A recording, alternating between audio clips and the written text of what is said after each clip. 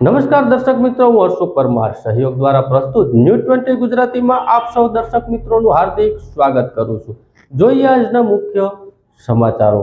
જૂનાગઢ શહેરમાં ઝાંસીની રાણી લક્ષ્મીબાઈના સર્કલ પાસે બિરાજમાન ગિરનાર ગણેશ પંડાલ બન્યા નગરજનો માટે આકર્ષણનું કેન્દ્ર। ગિરનારી ગણેશ પંડાલમાં સ્વચ્છતા, સેવા, શૌર્યતા અને ધાર્મિકતાનો અનોખો સમન્વય જોવા મળ્યો।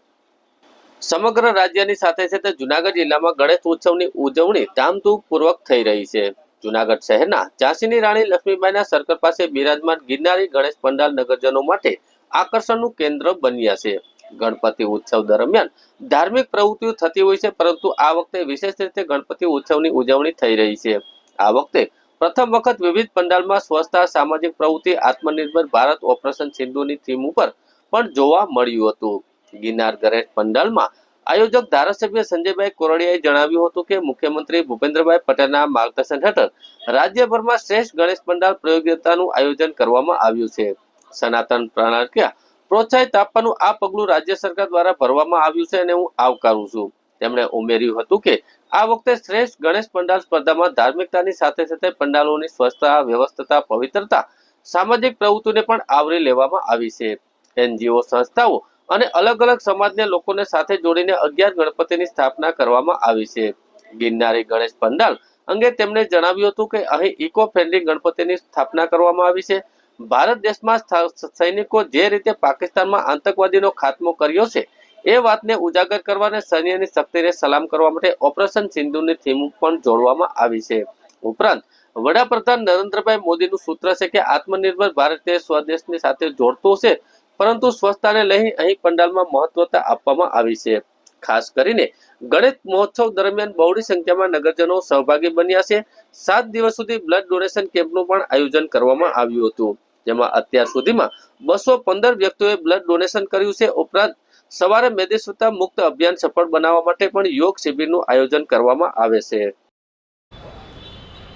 ગજાનંદ ગણપતિ મહારાજની સ્થાપના એટલે કે એમનો પ્રાગટ્ય દિવસ અને ગણેશ ચતુર્થીથી સમગ્ર વિશ્વ અને હિન્દુ અને સનાતન ધર્મના લોકોનું આસ્થાનું સૌથી પહેલું પ્રતીક એટલે કે શુભ કાર્યની શરૂઆત જો કોઈથી થતી હોય તો એ ગણપતિ મહારાજના પૂજન અર્ચની સમગ્ર વિશ્વે હિન્દુ પરિવાર કરે છે। ત્યારે ગણેશ ચતુર્થીથી શરૂ થયેલી એમની આ યાત્રા એ લોકો ગણપતિ ઉત્સવ તરીકે ઉજવતા હોય છે। એના ભાગરૂપે જૂનાગઢની અંદર ગિરનારી ગણપતિના નામથી ધારાસભ્ય તરીકે હું આયોજન કરું છું, પણ હું આયોજક છું। આ આખું આયોજન એ જૂનાગઢના લોકોનું છે, જૂનાગઢના નગરજનોના ગિરનારી ગણપતિ છે। એ આયોજનની અંદર અલગ અલગ ધાર્મિકતા તો હોય જ છે, ગણપતિ આવે એટલે ધાર્મિકતા આવે, સંસ્કૃતિ આવે, એ આવે છે, પણ આદરણીય મુખ્યમંત્રી શ્રી ભૂપેન્દ્રભાઈ પટેલ જે રીતે સમગ્ર રાજ્યની અંદર ગણપતિ ઉત્સવની અંદર પંડાલોની પવિત્રતા, પંડાલોની વ્યવસ્થા, સ્વચ્છતા, અલગ અલગ ભાગોને લઈ અને જે રીતે એક કોમ્પિટિશન એટલે કે એક ઇનામની વાત કરી છે, ઇનામ મહત્ત્વનું નથી, પણ આદરણીય મુખ્યમંત્રી શ્રી ભૂપેન્દ્રભાઈ પટેલે જે રીતે એક સનાતન ધર્મને, હિન્દુ પ્રણાલીને પ્રોત્સાહિત કરવા માટેનું જે પગલું ભર્યું છે, ત્યારે એમને હું ખૂબ ખૂબ આવકારું છું ને અભિનંદન પણ પાઠવું છું। અને ખાસ કરીને આ ગણપતિ ઉત્સવ ઉજવાતા હોય છે ત્યારે ધાર્મિક વાતાવરણ હોય છે, ધાર્મિક પ્રવૃત્તિઓ થતી હોય છે, પણ એની સાથે અમે પંચતત્વને સાથે જોડ્યા છે। એક તો ઇકો ફ્રેન્ડલી ગણપતિની વાત છે, તો ઇકો ફ્રેન્ડલી ગણપતિ છે અમારા ગોબર અને માટીમાંથી બનાવેલા ગણપતિઓ છે। બીજું કે અમે અલગ અલગ એનજીઓ, અલગ અલગ સંસ્થાઓ, અલગ અલગ સમાજોને સાથે જોડી અને એમના પણ 11 અલગ અલગ ગણપતિઓની પધરાવવાનું પણ કામ અમે કર્યું છે। એ સાથે ઓપરેશન સિંદૂરની વાત પણ જોડી છે, અમે શૌર્યતાને પણ સાથે લીધી છે। જે રીતે આતંકવાદીઓએ ભારત દેશના સૈનિકોને શહીદ કર્યા અને પછી ભારત દેશના સૈનિકોએ જે રીતે આતંકવાદીઓનો ખાત્મો કર્યો, આ વાતને ઉજાગર કરવા, સૈન્યની શક્તિને સલામ કરવા, યુવાનોની અંદર નવી ચેતના આવે, નવી વાત આવે, એમના માટે અમે ઓપરેશન સિંદૂરની પણ વાતને સાથે જોડી છે। એની સાથે આદરણીય પ્રધાનમંત્રી નરેન્દ્રભાઈ મોદીનું સૂત્ર છે આત્મનિર્ભર Bharat, vocal for local. Bharat દેશની પ્રોડક્ટ અપનાવી ભારત દેશની શક્તિને મજબૂત કરવાનું કામ, સ્વદેશીની વાતને પણ અમે સાથે જોડી છે।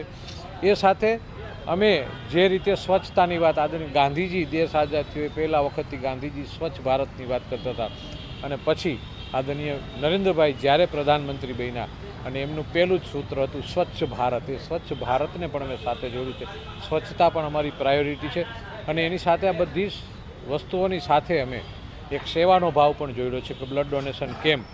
અમે 7 દિવસ બ્લડ ડોનેશન કેમ્પ રાખ્યું છે. જૂનાગઢના લોકો ઉત્સાહભેર આ બ્લડ ડોનેશન કેમ્પની અંદર ભાગ લઈ રહ્યા છે અને ખૂબ મોટા પ્રમાણમાં બ્લડ એકત્રિત થઈ રહ્યું છે અને અમને ગૌરવ છે કે કોઈના એક લોહીનું ટીપું એક વ્યક્તિનું જિંદગી બચાવી શકવાનું કામ એ થઈ રહ્યું છે. એટલે જે લોકોએ બ્લડ આપે છે એમને પણ ધન્યતા છે કે આપણા દ્વારા કોઈનું જીવન બચી રહ્યું છે.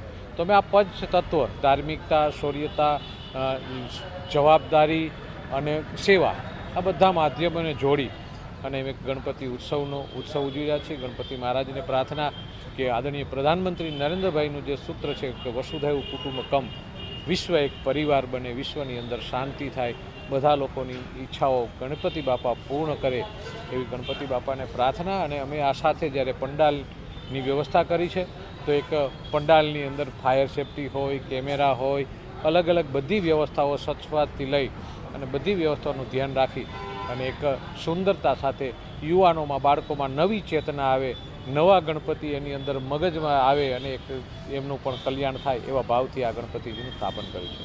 જય ગજાનંદ ગણપતિ મહારાજ.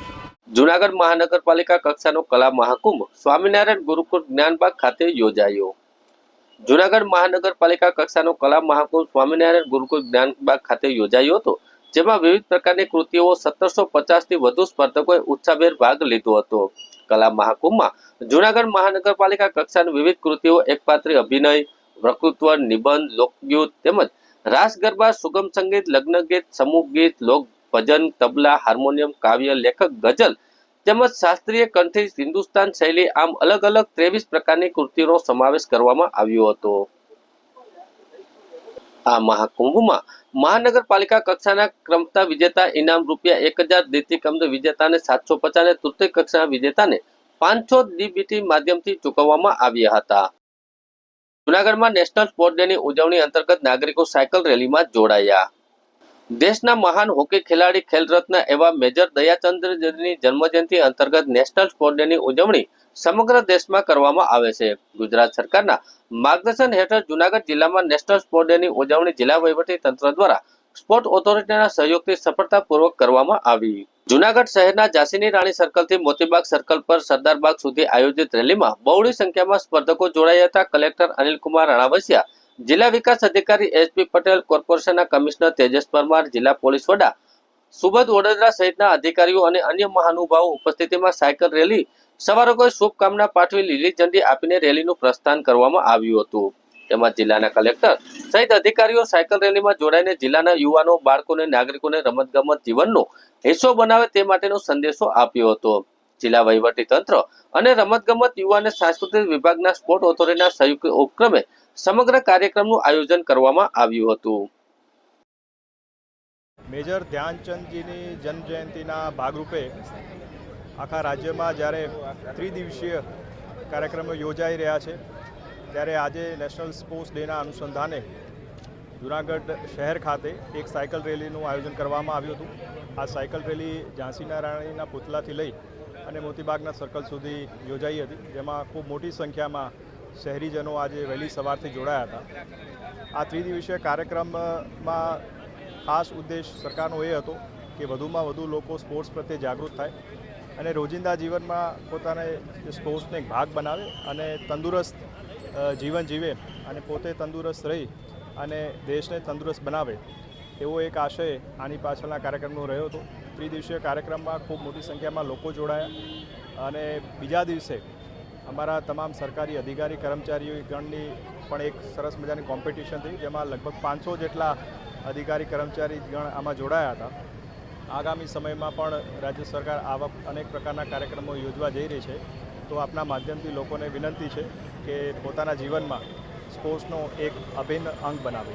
જૂનાગઢ શહેરના દેશી વિદેશી દારૂના કેસોમાં સંડોવાયેલા પંચેશ્વર, ગાંધીગ્રામ અને દોલતપરાના કુલ 4 બુટલેગરોને પાસાના કાયદા હેઠળ સેન્ટ્રલ જેલ અમદાવાદ, વડોદરા, સુરત ખાતે ધકેલતી ક્રાઇમ બ્રાન્ચ જૂનાગઢ.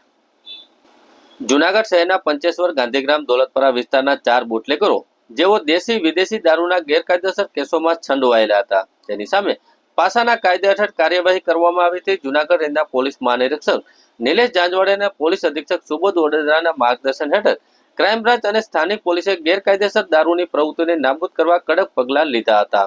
એ ડિવિઝન અને સી ડિવિઝન પોલીસ સ્ટેશન ખાતે નોંધાયેલા ગુનાના આધારે પોલીસ ઇન્સ્પેક્ટર આર.કે. પરમાર અને વિજય સાવજને પાછા દરખાસ્ત તૈયાર કરી જિલ્લા મેજિસ્ટ્રેટ અને જિલ્લા કલેક્ટર અનિલકુમાર રાણાવસિયારે મંજૂર કર્યા હતા. આ દરખાસ્તને આધારે ચારેય બુટલેગરો સામે પાસાના વોરંટ ઇસ્યુ કરાયા હતા.